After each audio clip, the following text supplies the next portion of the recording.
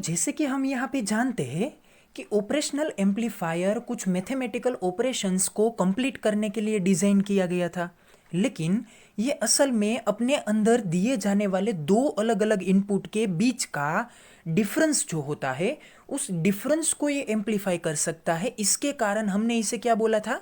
Differential amplifier बोला था।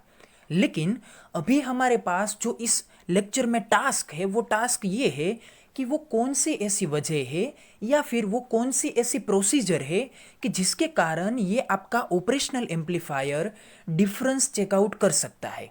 मतलब कि अभी हम यहाँ पे ये सीखने वाले हैं कि किस तरह से अगर हम दो इनपुट सिग्नल्स को ऑप एम्प के अंदर देते हैं तो वो आउटपुट में इन दोनों के बीच का डिफरेंस हमें एम्पलीफाई करके दे सकता है।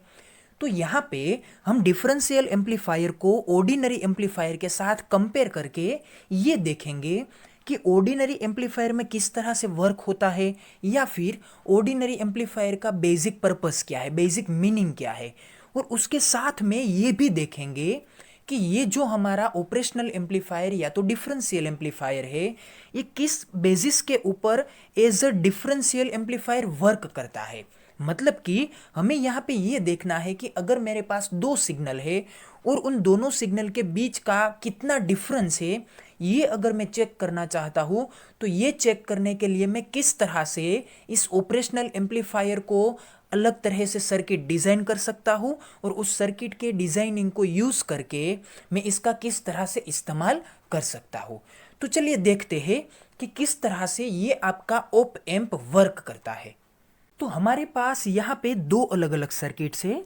ये जो आपकी पहली सर्किट है इसे आप अच्छी तरह से जानते हैं क्योंकि ये ऑर्डिनरी एम्पलीफायर की सर्किट है कि जिसमें हम कॉमन एमिटर बायस का इस्तेमाल करते हैं, सिर्फ और सिर्फ एक ही ट्रांजिस्टर का इस्तेमाल करते हैं और साथ में अलग अलग 4 रजिस्टर्स का इस्तेमाल करते हैं जो कि आपकी सर्किट को स्टेबिलिटी प्रोवाइड करता है।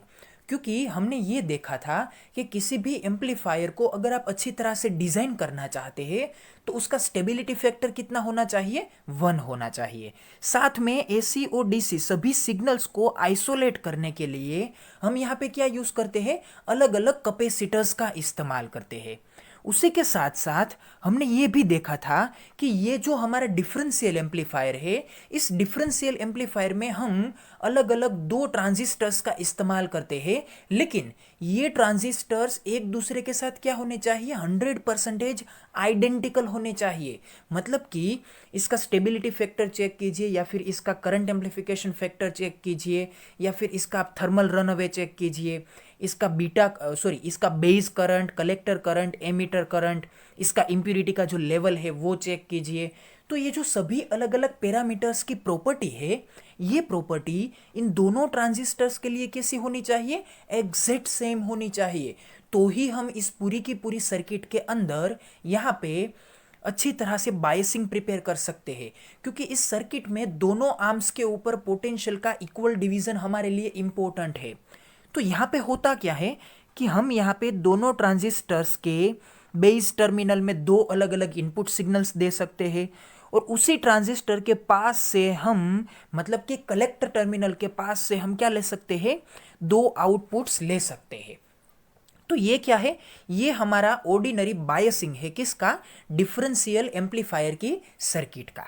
तो अभी हमें यहाँ पे ये देखना है कि ऑर्डिनरी एम्पलीफायर में एम्पलीफिकेशन का जो फैक्टर होता है वो क्या होता है।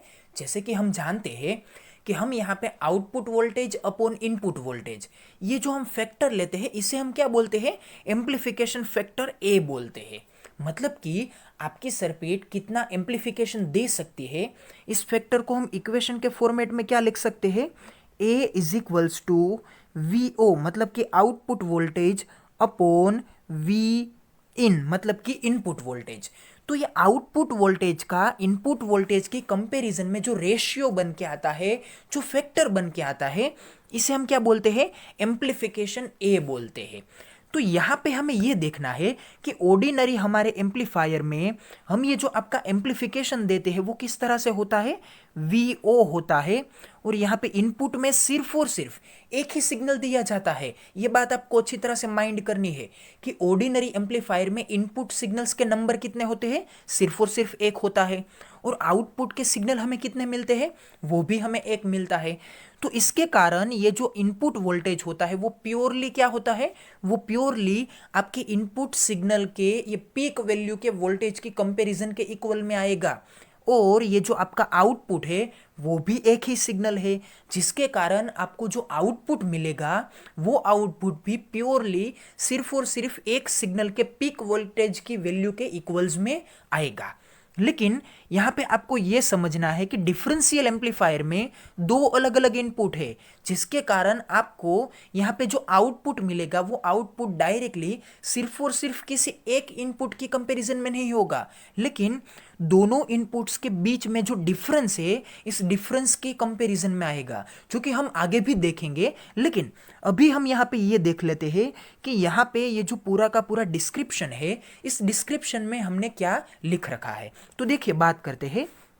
We are familiar with the conventional general purpose amplifier, मतलब कि हम ये जो हमारा जनरल पर्पस का ऑर्डिनरी एम्पलीफायर है इससे हम अच्छी तरह से वाकिफ़ है कि ये किस तरह से काम करता है, किस तरह से इसकी सर्किट डिज़ाइन होती है, और ये कौन कौन से ऐसे बेसिस है जिसका हमें यहाँ पे ध्यान रखना पड़ता है।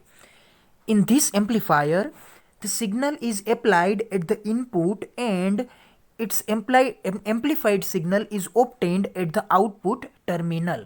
मतलब कि यहाँ पे एक इनपुट सिग्नल दिया जाता है और ये इनपुट सिग्नल आपके ऑर्डिनरी ट्रांजिस्टर के बेस टर्मिनल में दिया जाता है, और ये एम्पलीफाई होकर हमें कहाँ पे मिलता है, ये कलेक्टर और इस एमीटर टर्मिनल के ग्राउंड के बीच में हमें क्या मिलता है, आउटपुट मिलता है। तो ये इसका ऑर्डिनरी मैकेनिज्म है, ऑर्डिनरी पर्पस है। लेकिन अभी हमें यहाँ पे किसके बारे में बात करनी है, हमें यहाँ पे बात करनी है डिफरेंशियल एम्पलीफायर के बारे में। तो यहाँ पे दूसरी बात क्या हमें लिख के दे रखी है, देखिए, however it can be designed an amplifier circuit that accepts two input signal, मतलब कि ये दो इनपुट सिग्नल को क्या कर सकता है, एक्सेप्ट कर सकता है, and amplifies the difference between them and is known as differential amplifier. मतलब कि कुछ ऐसे ही एम्पलीफायर का, मतलब कि यही एम्पलीफायर का हमें क्या यूज करना है, पर्पस, या फिर इसका जो ऑर्डिनरी प्रिंसिपल है इस प्रिंसिपल को हमें इस्तेमाल करना है। तो आपके दिमाग में शायद ये ख्याल आ सकता है कि हम इस ऑर्डिनरी एम्पलीफायर का वो कौन सा ऐसा पर्पस है या फिर वो कौन सा ऐसा बेसिस है कि जिसका हम यहाँ पे डिफरेंशियल एम्पलीफायर में इस्तेमाल करने वाले हैं। तो देखिए, वो सिंपल सा पर्पस है कि हम जानते हैं कि अगर हम ट्रांजिस्टर के बेस टर्मिनल में कोई इनपुट सिग्नल देते हैं और हमारा आउटपुट सिग्नल अगर हम कलेक्टर और एमीटर के बीच में लेते हैं तो वो हमें एम्पलीफाई होके मिलता है, जो कि ट्रांजिस्टर की एक बेसिक कंडीशन है या फिर इसका एक बेसिक प्रिंसिपल है। तो कुछ इसी तरह की प्रॉपर्टी का हम इस्तेमाल करते हैं डिफरेंशियल एम्पलीफायर में, कि हम यहाँ पे इनपुट बेस टर्मिनल में देते हैं और आउटपुट हम यहाँ पे लेते हैं कलेक्टर टर्मिनल और इस ग्राउंड, मतलब कि यहाँ पे इन दोनों कलेक्टर और एमीटर दोनों टर्मिनल्स के बीच में। तो ये जो आपका पर्पस है या फिर ये जो आपका प्रिंसिपल है, ये प्रिंसिपल कुछ इसी तरह से आपके ऑर्डिनरी एम्पलीफायर में भी इस्तेमाल होता है, या फिर आप यूँ कह लीजिए कि ये जो आपका प्रिंसिपल है ये प्रिंसिपल ट्रांजिस्टर की ऑर्डिनरी कैरेक्टरिस्टिक या फिर ट्रांजिस्टर के ऑर्डिनरी प्रिंसिपल के साथ क्या है, कोरिलेटेड है। तो कुछ इसी तरह से हम इसी एम्पलीफायर की ये जो डेफिनेशन है या फिर ये जो उसका प्रिंसिपल है, इस प्रिंसिपल को अप्लाई करके हम क्या डिजाइन कर सकते हैं, एक डिफरेंशियल एम्पलीफायर, जो कि अपने अंदर दिए जाने वाले दो इनपुट सिग्नल के बीच का जो डिफरेंस है इस डिफरेंस को ये क्या करके देगा, एम्पलीफाई करके देगा। तो अभी हम आगे ये देखेंगे कि किस तरह से अगर मैं दो अलग अलग इनपुट को कुछ स्पेसिफिक वोल्टेज लेवल के साथ अप्लाई करता हूँ तो वो मुझे आउटपुट में किस तरह से डिफरेंस को एम्पलीफाई करके दे सकते हैं। ये हमारी क्या है, ये हमारी एक ऑर्डिनरी डिफरेंशियल एम्पलीफायर की टू ट्रांजिस्टर एनालॉजी की सर्किट है। और ये क्या है, ये हमारा डिफरेंशियल एम्पलीफायर का बेसिक सिंबल है कि जिसमें हम दो इनपुट्स को और साथ में दो अलग अलग आउटपुट्स को यहाँ पे क्या करते हैं, कंपेयर करते हैं। तो अभी हमें यहाँ पे पहले तो ये देख लेना चाहिए कि हमें यहाँ पे क्या स्टेटमेंट्स दिए गए हैं। बाद में मैं आपको एक्सप्लेन करता हूँ कि किस तरह से हम यहाँ पे ऑर्डिनरी वोल्टेज गेन को या फिर एम्पलीफिकेशन का ये जो फैक्टर है, इस फैक्टर को हम किस तरह से यहाँ पे रिप्रेजेंट कर सकते हैं। A differential amplifier is a circuit that accepts two input signal and amplify the difference between these two signals। मतलब कि डिफरेंशियल एम्पलीफायर एक ऐसी सर्किट है जो कि दो अलग अलग इनपुट सिग्नल को अपने अंदर में क्या करती है, एक्सेप्ट करती है, और साथ में इन दोनों सिग्नल्स को जब ये आउटपुट में देती है तो क्या देती है, इन दोनों सिग्नल के बीच का जो डिफरेंस होता है, इस डिफरेंस को ये क्या करके देती है, एम्पलीफाई करके देती है। तो यहाँ पे ये देखिए कि किस तरह से हम ऑर्डिनरी एम्पलीफायर में एक वोल्टेज गेन के इक्वेशन का इस्तेमाल करते हैं। इन the case of ordinary amplifier, मतलब कि ये जो हमारा सिंगल ट्रांजिस्टर का ऑर्डिनरी एम्पलीफायर है, इस ऑर्डिनरी एम्पलीफायर में वोल्टेज गेन का इक्वेशन किस तरह से लिखा जा सकता है। देखिए, if A is the voltage gain of amplifier and Vi is the input signal and output voltage is, तो ये आउटपुट वोल्टेज किस तरह से लिखा जाएगा। देखिए, बेसिक इक्वेशन में गेन का इक्वेशन क्या होता है, तो हम ये जानते हैं कि किसी भी प्रॉपर्टी का अगर आप गेन निकालना चाहते हैं तो गेन का इक्वेशन ऑर्डिनरी में होता है output property upon input property. मतलब कि अगर आप यहाँ पे करंट गेन निकालना चाहते हैं तो आप क्या करेंगे, output current upon input current.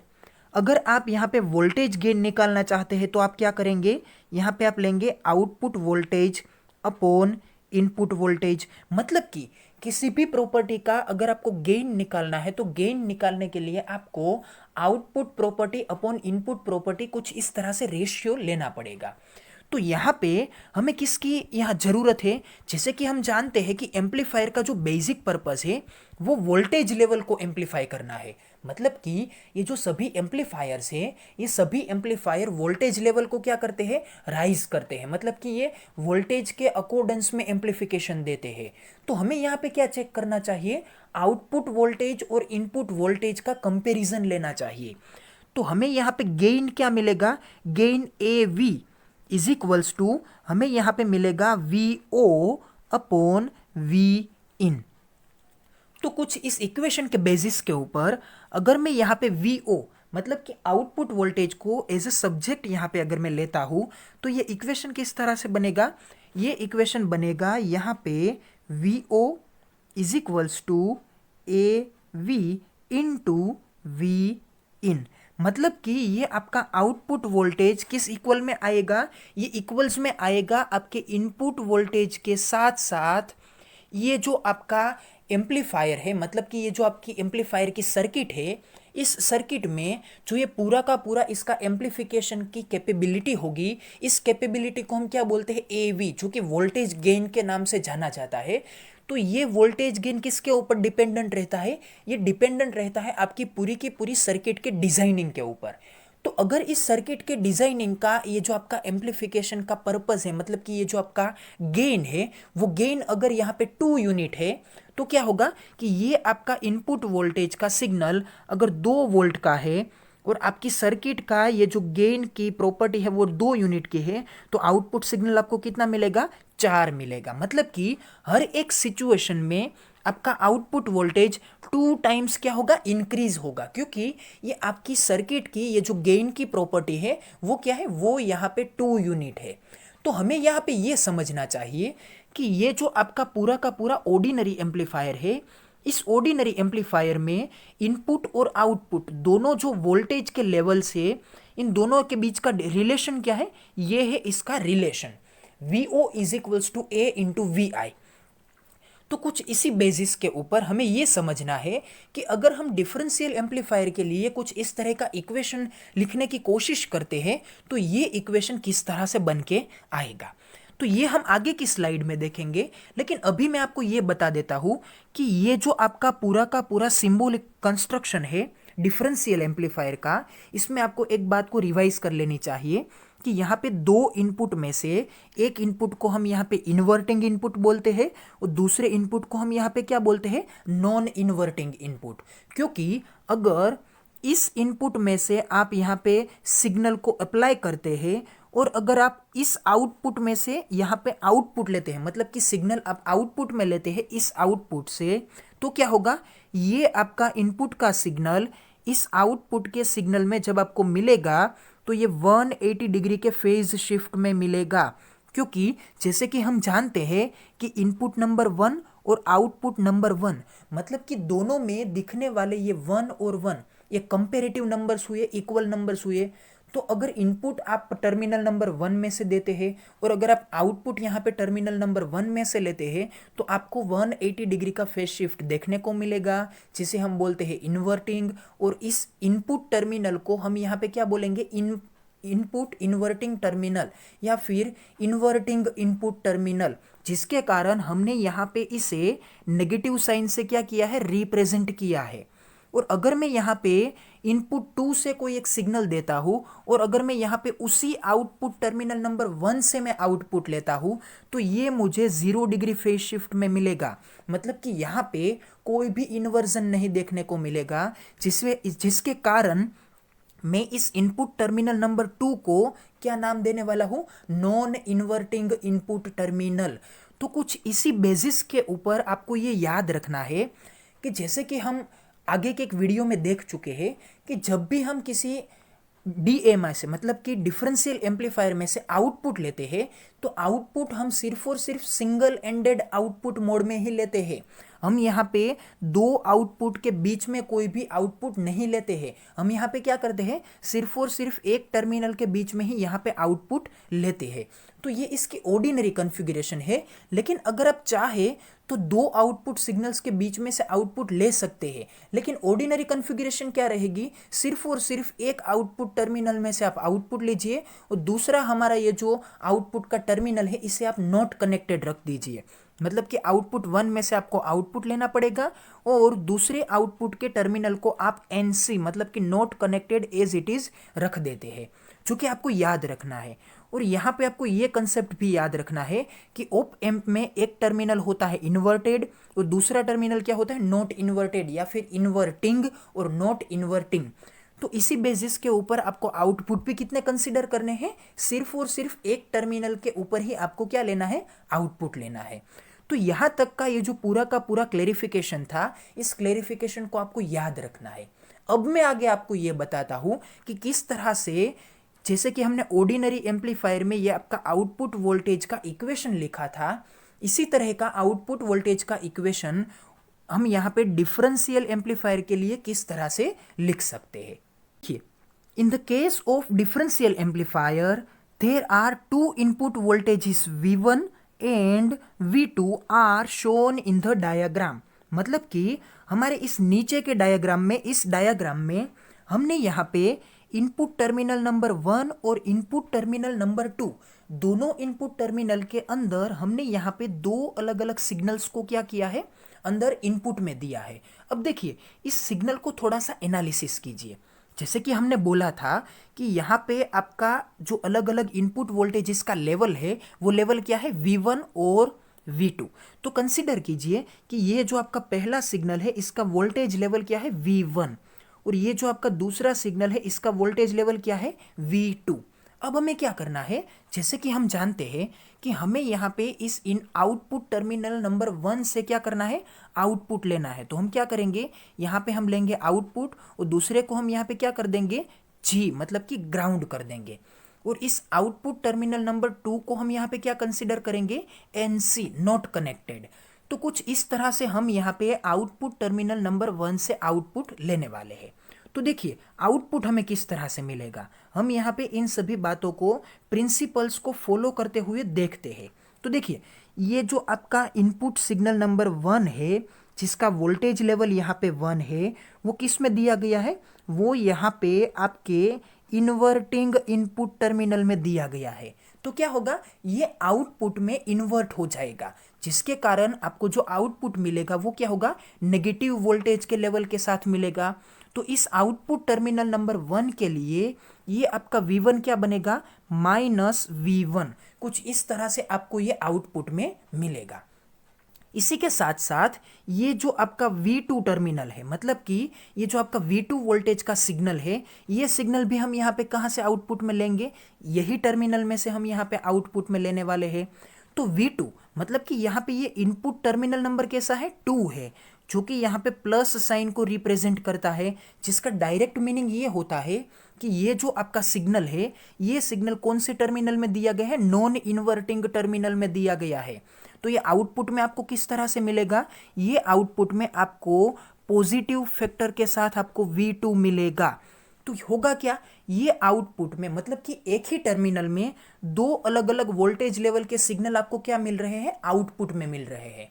तो जैसे कि हम जानते हैं कि यहाँ पे सुपर इम्पोज होंगे दोनों एक दूसरे के ऊपर, मतलब कि इन दोनों के वोल्टेज का यहाँ पे कंपैरेटिवली एडिशन होगा, क्योंकि ये एट अ वन टाइम ये दोनों सिग्नल एक ही टर्मिनल में से आपको आउटपुट में मिल रहे हैं। तो यहाँ पे दोनों के वोल्टेज लेवल का क्या होगा, एडिशन होगा। तो इन दोनों का एडिशन क्या बन के आएगा, ये एडिशन बन के आएगा V2 माइनस V1। तो देखिए यहाँ पे आपको जो एडिशन फाइनल में मिलेगा वो क्या है, V2 माइनस V1, जो कि आपका आउटपुट वोल्टेज के इक्वल में आएगा, क्योंकि ये जो दोनों सिग्नल के बीच में जो भी आपको सुपर इम्पोज होने के कारण सम मिलेगा, मतलब कि आपको रिजल्टेंट सिग्नल मिलेगा, वो रिजल्टेंट सिग्नल आपके आउटपुट के वोल्टेज को क्या करेगा, रिप्रेजेंट करेगा। लेकिन ये आपका आउटपुट का वोल्टेज सिर्फ और सिर्फ इन दोनों के डिफरेंस के इक्वल में नहीं होगा, ये क्या होगा, ये कुछ आपके डिफरेंशियल एम्पलीफायर की जो एम्पलीफाई करने की प्रॉपर्टी है, इस प्रॉपर्टी के साथ क्या होगा, मल्टीप्लाई होगा। जैसे कि हमने ऑर्डिनरी एम्पलीफायर में देखा था कि ऑर्डिनरी एम्पलीफायर की ये जो पूरी की पूरी सर्किट डिजाइनिंग होती है, इस सर्किट डिजाइनिंग की वजह से क्या होता है, इसमें इसका गेन की प्रॉपर्टी ऐड होती है। मतलब कि जैसे कि हमने गेन का इक्वेशन लिखा था A is equals to VO upon V in, तो यहाँ पे क्या होगा, इस डिफरेंशियल एम्पलीफायर में भी इसकी गेन की प्रॉपर्टी यहाँ पे रिप्रेजेंट होगी, क्योंकि यहाँ पे भी ट्रांजिस्टर होंगे, यहाँ पे भी रजिस्टर होगा। तो कुछ इसी तरह से ये जो आपका डिफरेंशियल एम्पलीफायर है, ये डिफरेंशियल एम्पलीफायर भी यहाँ पे गेन को रिप्रेजेंट करेगा, जिसके कारण आपको गेन A मिलेगा। तो इस गेन A के साथ में यहाँ पे आपको क्या मिलेगा, ये जो आपके इनपुट वोल्टेजेस है, ये इनपुट वोल्टेजेस असल में किस तरह से लिखे जाएंगे, यहाँ पे अगर मैं आउटपुट टर्मिनल नंबर 1 से आउटपुट लेता हूँ तो ये किस तरह से लिखे जाएंगे, ये यहाँ पे लिखे जाएंगे V2 माइनस V1 के तौर में। तो यहाँ पे क्या होगा, VO is equals to A into V2 minus V1। तो ये कुछ इस तरह से आपको यहाँ पे दोनों इनपुट के बीच का डिफरेंस आउटपुट में मिल जाएगा। तो ये स्टेटमेंट देख लीजिए, the differential amplifier amplifies the difference between the two input voltages level.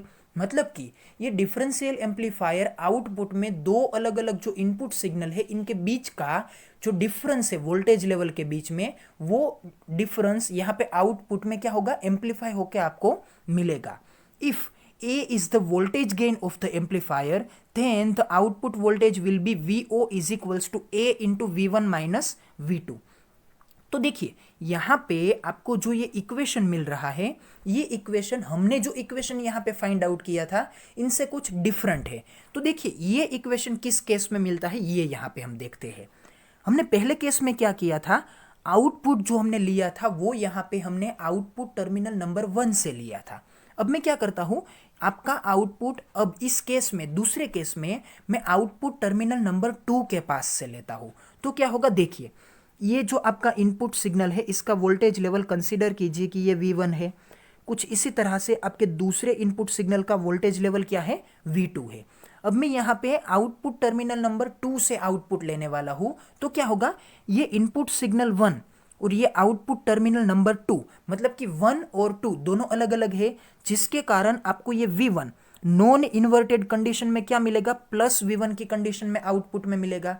और यहाँ पे ये इनपुट टर्मिनल नंबर 2 से दिया जाने वाला ये V2 वोल्टेज लेवल का input signal output terminal number 2 से मिलेगा। तो देखिए यहाँ पे इनपुट टर्मिनल 2, आउटपुट टर्मिनल 2, तो ये दो और दो एक दूसरे के साथ कंपेयर होते हैं, तो इस केस में ये आपका V2 वोल्टेज लेवल आउटपुट में क्या होगा, नेगेटिव V2, मतलब कि ये इन्वर्टेड होगा। तो आउटपुट में क्या मिलेगा, एक सिग्नल की जिसका पॉजिटिव वोल्टेज लेवल है और वोल्टेज रेटिंग क्या है V1, दूसरा सिग्नल जो कि नेगेटिव वोल्टेज लेवल में है जिसका वोल्टेज रेटिंग है V2। अब इन दोनों का यहाँ पे क्या होगा, एडिशन होगा, क्योंकि एक ही टर्मिनल में से ये दोनों एक ही वक्त पे आउटपुट में लिए जा चुके हैं, जिसके कारण ये दोनों एक दूसरे के ऊपर सुपर इम्पोज होंगे। यहाँ पे इन दोनों का रिजल्टेंट सिग्नल फाइंड आउट होगा। तो ये किस तरह से होगा, ये दोनों के एडिशन के इक्वल में आएगा। तो एडिशन क्या बनेगा, देखिए V1 प्लस माइनस V2, तो ये क्या बनेगा, प्लस माइनस, ये बनेगी माइनस, तो ये बनेगा V1 माइनस V2। और यहाँ पे इन दोनों के साथ A, मतलब कि ये आपका गेन का ये जो टर्म है वो टर्म तो यहाँ पे मल्टीप्लाई होगा ही होगा। तो A into V1 minus V2, तो ये कुछ इस तरह से आपको आउटपुट में वोल्टेज लेवल मिलता है। तो आई होप कि आपको यहाँ पे ये समझ में आया होगा कि अगर मैं यहाँ पे किसी भी टर्मिनल के बीच में आउटपुट लेता हूँ, मतलब कि यहाँ पे अगर मैं इस आउटपुट 1 से मैं यहाँ पे आउटपुट लेता हूँ या फिर आउटपुट 2 से अगर मैं यहाँ पे आउटपुट लेता हूँ, तो क्या होगा, कोई भी सिचुएशन में यहाँ पे आपको या तो V1 माइनस V2 मिलेगा या फिर V2 माइनस V1 मिलेगा। मतलब कि आपको जो आंसर मिलेगा वो डिफरेंस के इक्वल में आएगा, लेकिन यहाँ पे आपको एक नेगेटिव की साइन एक केस में गलत मिलेगी तो दूसरे केस में आपको सही मिलेगी, जो कि आपको यहाँ पे स्पेसिफाई करना पड़ेगा। तो अगर आप यहाँ पे एज ए डिफरेंशियल एम्पलीफायर इसे यूज करना चाहते हैं तो आपको पहले क्या करना चाहिए, आपको नॉन एम्पलीट्यूड के दो सिग्नल्स को, मतलब कि जिसका एम्पलीट्यूड आप जानते हैं, ऐसे दो सिग्नल को आपको क्या करना चाहिए, दोनों इनपुट सिग्नल में पहले अप्लाई करना चाहिए और उसी वक्त आपको दोनों आउटपुट सिग्नल में इसका आउटपुट चेक करना चाहिए। तो क्या होगा कि यहाँ पे अगर आपने 3 वोल्ट का सिग्नल पहले इनपुट से दिया है और अगर 2 वोल्ट का सिग्नल आपने इस इनपुट 2 में दिया है, तो आपको ये चेक करना चाहिए कि ये आउटपुट टर्मिनल नंबर 1 में मुझे जो आउटपुट मिलेगा वो यहाँ पे क्या मिलेगा, वो मुझे यहाँ पे 2 माइनस 3 मिलेगा, क्योंकि ये 3 होगा ये माइनस और 2 रहेगा प्लस, तो ये यहाँ पे क्या मिलेगा, -1। और ये आउटपुट टर्मिनल नंबर 2 में ये क्या मिलेगा, ये मुझे यहाँ पे 3 माइनस 2 के फॉर्म में +1 मिलेगा। तो ये आपको यहाँ पे डिसाइड करना है कि मेरे लिए कौन सा आउटपुट यहाँ पे सुइटेबल है, जो कि आपको एक बार यहाँ पे सेटअप कर लेना है। और सेटअप करने के बाद अगर आप यहाँ पे अननोन सिग्नल्स को भी अप्लाई करते हैं तो भी आपको जो आंसर मिलेगा वो आंसर यहाँ पे डायरेक्टली, और यहाँ पे ये जो आंसर मिलेगा वो 100% करेक्ट मिलेगा। सो आई होप कि आपको यहाँ पे ये पूरा का पूरा एक्सप्लेनेशन समझ में आ गया होगा। अगर आपको कोई क्वेश्चन है इस वीडियो के बारे में तो ये क्वेश्चन आप मुझे इस वीडियो के कमेंट सेक्शन में लिख सकते हैं, मैं यहीं से आपको आंसर देने की कोशिश करूँगा, या फिर आप मुझे मेल आईडी के ऊपर मेल भी कर सकते हैं और कॉन्टैक्ट के ऊपर मुझे मैसेज सेंड भी कर सकते हैं। Thank you so much for watching my video. अगर आप कुछ इसी तरह से ऑपरेशनल एम्पलीफायर के बारे में जो कोई भी अलग अलग कंसेप्ट है उसके ऊपर बेसिस वीडियोस देखना चाहते हैं तो मेरी चैनल को सब्सक्राइब कीजिए और इसके प्लेलिस्ट में चेक कीजिए, आपको वहाँ पे ये सभी वीडियोस मिल जाएंगे।